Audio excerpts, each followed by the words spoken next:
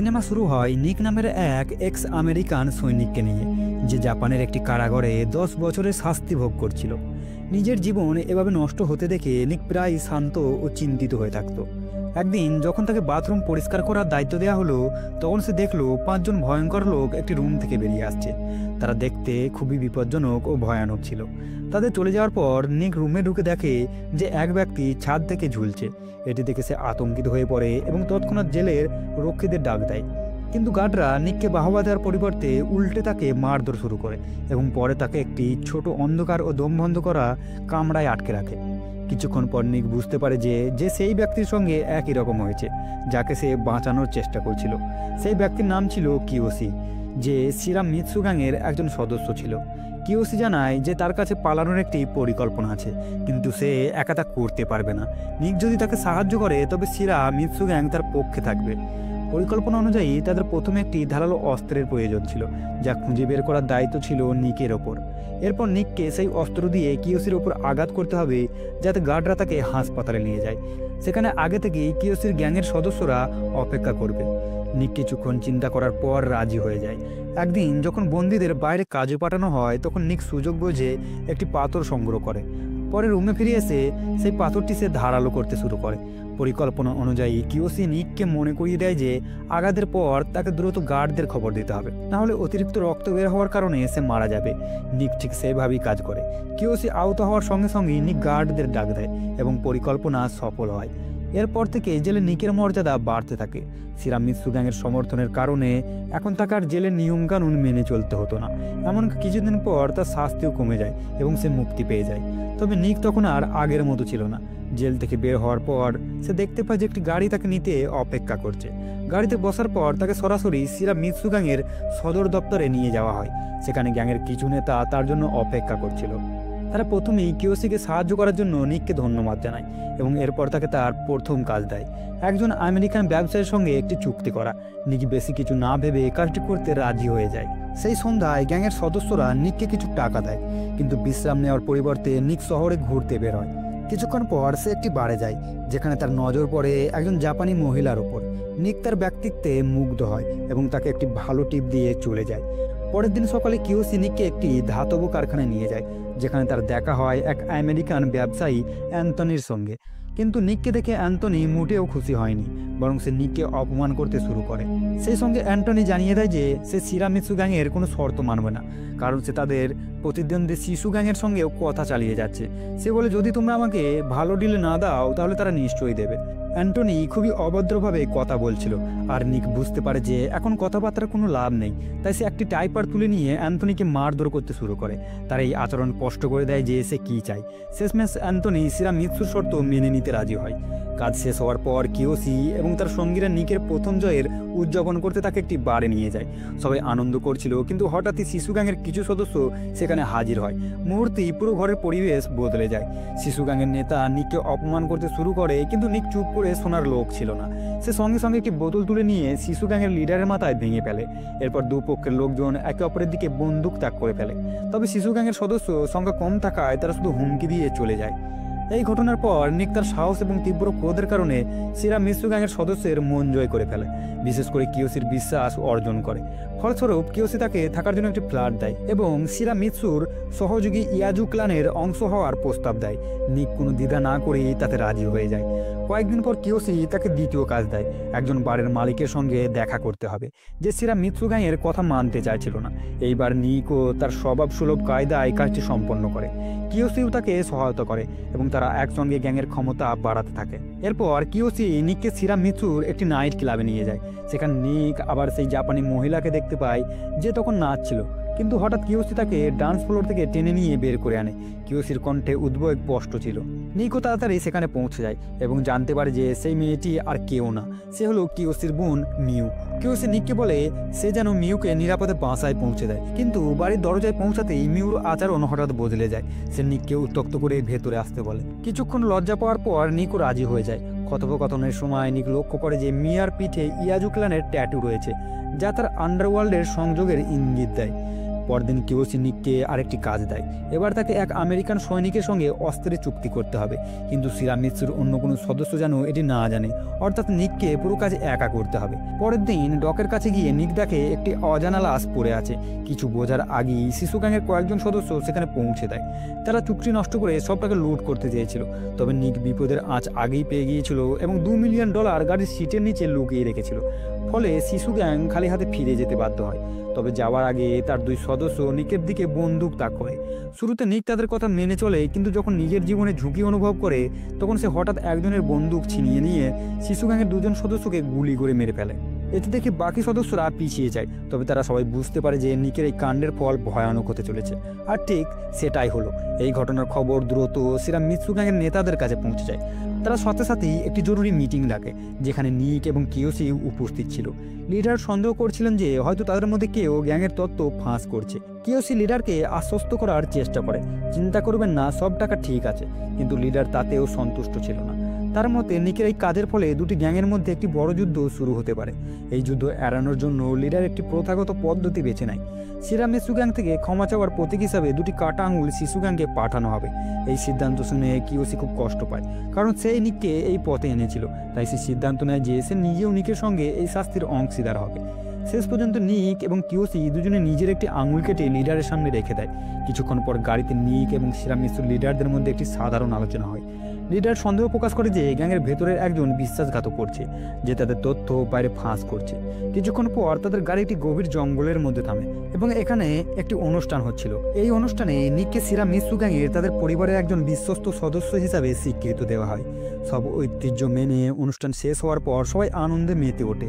সেই সময় নিক কিওসির কাছে গিয়ে তাকে জানায় যে সে এবং মিউ একে অপরকে ভালোবাসে। কিওসি প্রথমে এতে খুশি হয়নি, কারণ মিউ তার বোন ছিল। তবে সে এটাও জানতো যে নিক একজন দায়িত্বশীল এবং বিশ্বস্ত ব্যক্তি ছিল। তাই কিছুক্ষণ পর সে এই সম্পর্ক মেনে নেয় এবং নিককে বলে, এখন থেকে আমরা শুধু বন্ধু নয়, বরং ভাই।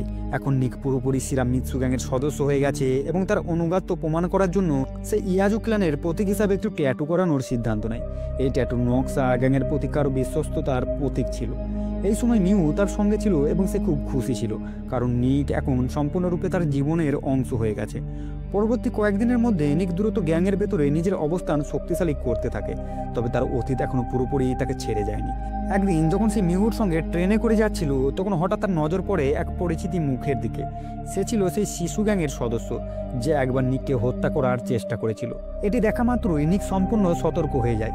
তার মাথায় চিন্তা আসে যে সেখান থেকে কিভাবে সে মিহুকে নিরাপদে সরিয়ে নিয়ে যেতে পারে।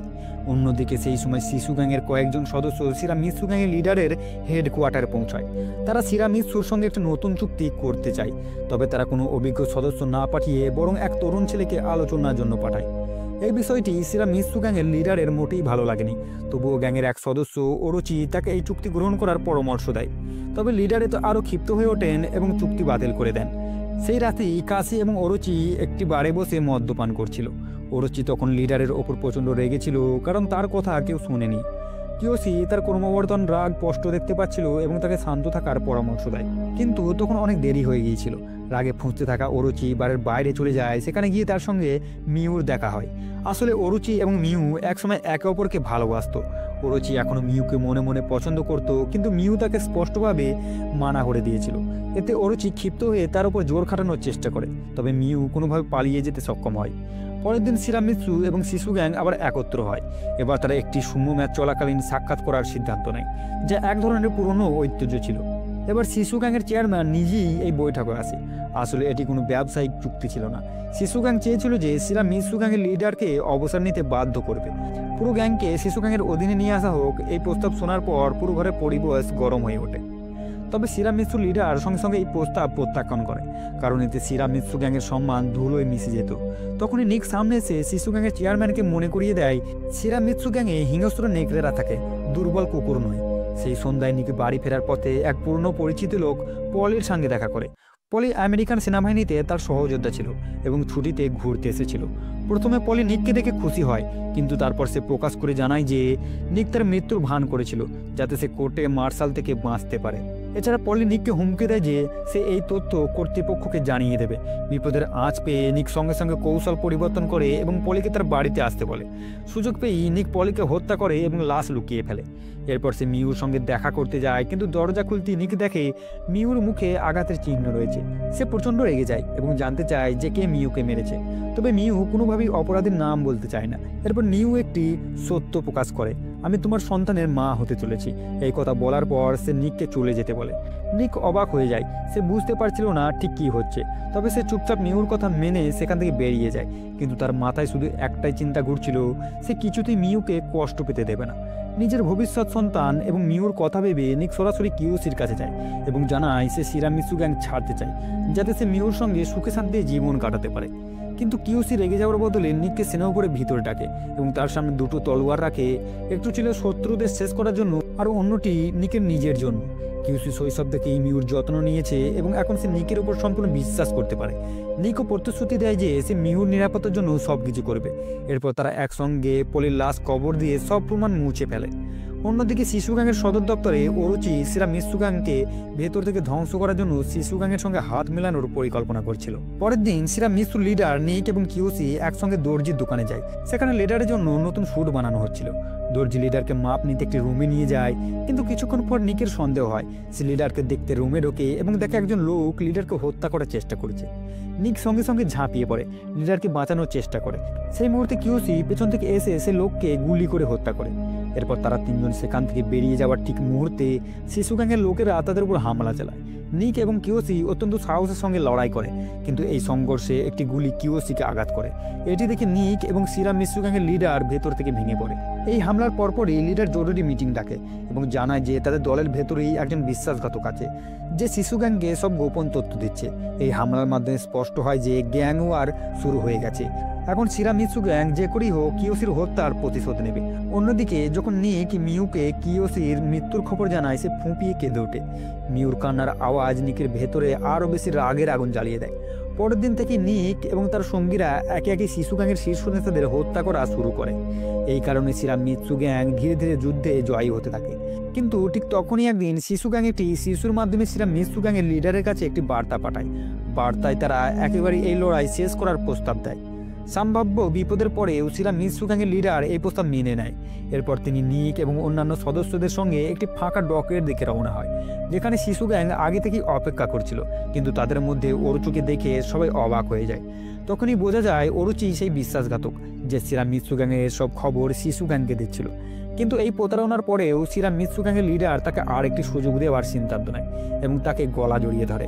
ঠিক সেই মুহূর্তেই ওরুচি হঠাৎ লিডারের পিঠে ছুরি মেরে বলে ওঠে, এখন শিরামিৎসু গ্যাং শেষ। শিরামিৎসু গ্যাংয়ের অন্যান্য সদস্যরা কিছু করতে পারছিল না, কারণ তারা চারিদিক থেকে ঘিরে পড়েছিল। এরপর ওরুচি নিকের সামনে একটি প্রস্তাব রাখে, যদি তুমি মিউকে ছেড়ে দাও তাহলে তোমার প্রাণ বাঁচবে। কিন্তু নিক তার বাজে কথায় কোনো আগ্রহ দেখায় না। ঠিক তখনই একজন স্নাইপার নিকের পায়ে গুলি করে। অন্যদিকে শিশুগাং পুলিশের সাহায্যে শিরামিৎসু গ্যাংয়ের হেডকোয়ার্টারে অভিযান চালিয়ে তাদের অস্তিত্ব সম্পূর্ণ ধ্বংস করার চেষ্টা করে। সেই রাতে নিক শিশুগাংয়ের চোখে ফাঁকি দিয়ে মিউর কাছে পৌঁছায়, যাতে সে তাকে নিরাপদ জায়গায় নিয়ে যেতে পারে। তবে তার কাজ এখনো শেষ হয়নি, কারণ তার মনে প্রতিশোধের আগুন জ্বলছিল। এই কারণে সে কিওসির দেওয়া তলোয়ার হাতে নিয়ে সোজা শিশুগাংয়ের হেডকোয়ার্টারে পৌঁছায়। সেখানে সে শিশুগাংয়ের লিডারের সামনে প্রতিশোধ নেওয়ার ইচ্ছা প্রকাশ করে। কিন্তু ওরুচি নিকের হাত থেকে তলোয়ার কেড়ে নিয়ে বলে, তুমি একজন বহিরাগত, তুমি কখনো আমাদের অংশ হতে পারবে না। ঠিক তখনই নিক এক ঝটকায় ওরুচির গলায় আঘাত করে এবং তাকে হত্যা করে। এরপর শিশুগাংয়ের অন্যান্য সদস্যরা নিকের দিকে বন্দুক তাক করে, কিন্তু শিশুগাংয়ের লিডার তাদের থামিয়ে দিয়ে নিককে চলে যেতে বলে, কারণ সে তার প্রতিশোধ পূর্ণ করেছে। সেখান থেকে বেরিয়ে নিক তার বাড়িতে ফিরে আসে, যেখানে সে মিউকে শিরামিৎসু গ্যাংয়ের নিরাপত্তার মধ্যে লুকিয়ে রেখেছিল। যখন মিউ জানতে পারে যে নিক তার ভাই কিওসির হত্যার প্রতিশোধ নিয়েছে, সে নিককে জড়িয়ে ধরে কাঁদতে থাকে। সেদিন থেকে নিকের সম্মান শিরামিৎসু গ্যাংয়ে আরও বেড়ে যায়। এখন সবাই তাকে তাদের নতুন লিডার হিসাবে দেখতে শুরু করে। যদি গল্পটি ভালো লেগে থাকে তাহলে লাইক করবেন এবং চ্যানেলটি সাবস্ক্রাইব করতে ভুলবেন না। দেখা হবে পরবর্তী ভিডিওতে।